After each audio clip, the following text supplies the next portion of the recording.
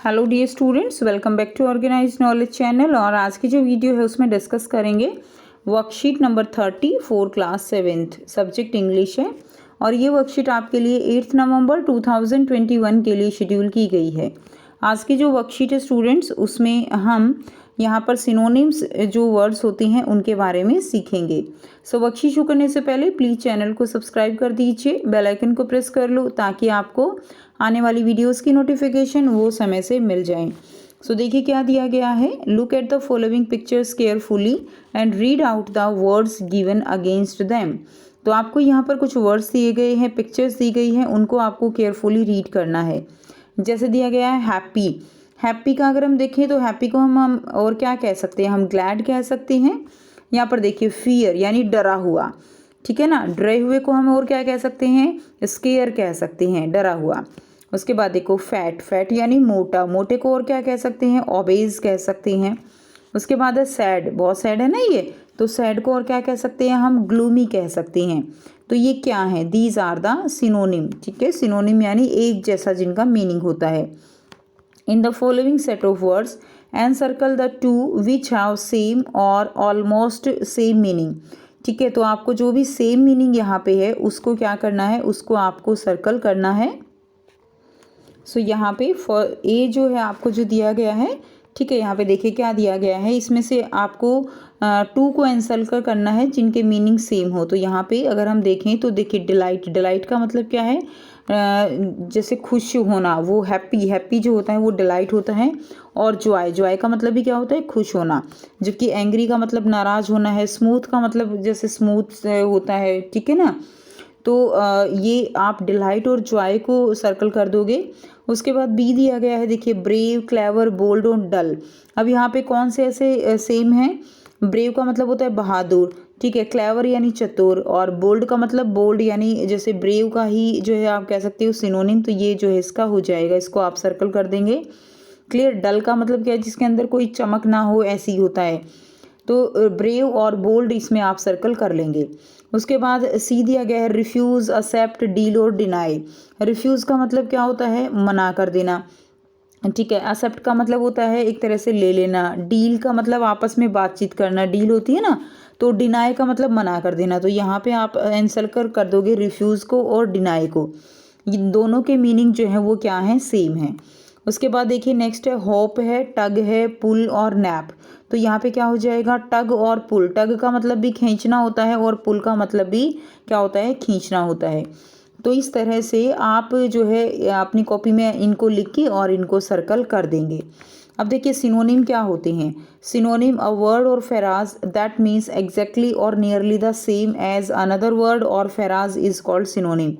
तो वर्ड और फ्रेज जो है जिनका मीनिंग एग्जैक्टली और लगभग सेम हो दूसरे वर्ड के, वो दोनों आपस में क्या हो जाएंगे, वो दोनों आपस में एक दूसरे के सिनोनिम हो जाएंगे।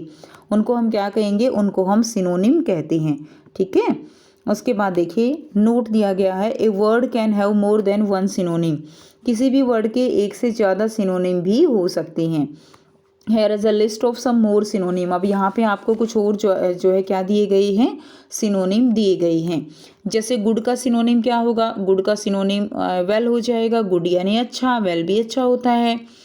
उसके बाद इंजॉयमेंट। इंजॉयमेंट क्या होता है, इंजॉय करना। इंजॉय यानी फन करना। कलेक्ट का मतलब इकट्ठा करना। गैदर भी इकट्ठा करना होता है, गैदरिंग होती है ना, सभी जो है इकट्ठे हो जाना, तो गैदरिंग बोलते हैं। तो कलेक्ट का मतलब भी वही लगभग सेम होता है। एंगर, एंगर यानी गुस्सा। गुस्सा यानी रैथ, WRATH, रैथ। उसके बाद देखिए फास्ट। फास्ट यानी तेजी से, यानी क्विक हो जाएगा। क्लोज, क्लोज का मतलब एक तरह से क्या होता है, बंद करना, यानी शट हो जाएगा, ठीक है। उसके बाद नंबर सी दिया गया है, choose the synonym of the underlined words in the given sentences, ठीक है। तो जो सिनोनिम है आपको यहाँ पर अंडरलाइंड वर्ड्स से गिवन सेंटेंसेस में, उसको आपको क्या करना है, उसको आपको अंडरलाइन करना है। जैसे फर्स्ट दिया गया है, Alka is an intelligent girl.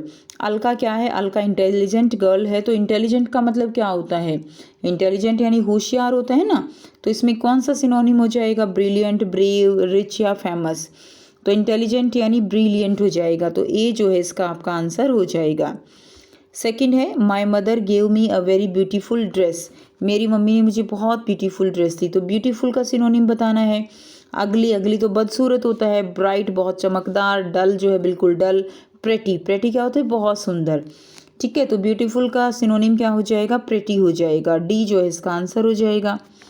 Hema parents are rich, rich का मतलब क्या होता है जिनके पास बहुत पैसा होता है।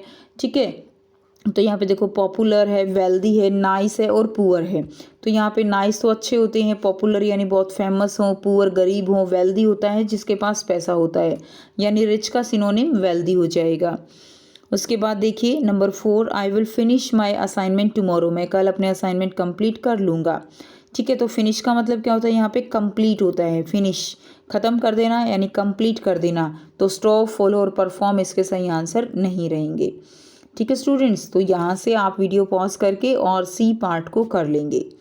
नेक्स्ट देखिए, नेक्स्ट आपको दिया गया है डी पार्ट। डी पार्ट में हम थोड़ा जूम करके करेंगे ताकि आपको क्लियर समझ आ जाए। ठीक है, इसमें देखिए पहले आपको करना क्या है, fill in the blanks with appropriate letter to form synonym of the given word. तो यहाँ पे आपको गिवन वर्ड दिए गए हैं, इनके सिनोनिम आपको जो है यहाँ पे कंप्लीट करने हैं अप्रोप्रिएट लेटर को फिल करके।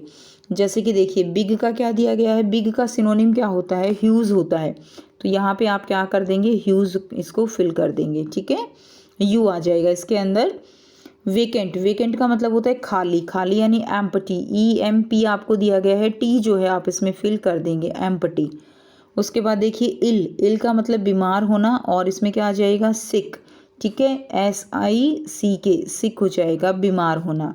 तो बच्चों यहाँ से आप जो है इसको आंसर को कर लेंगे वीडियो पॉज करके। नेक्स्ट हम करेंगे, नेक्स्ट वन जो 3 है आपके वो करेंगे। तो क्विक का मतलब क्या होता है, क्विक का मतलब होता है तेजी से, और यहाँ पे सिनोनिम क्या हो जाएगा, रैपिड।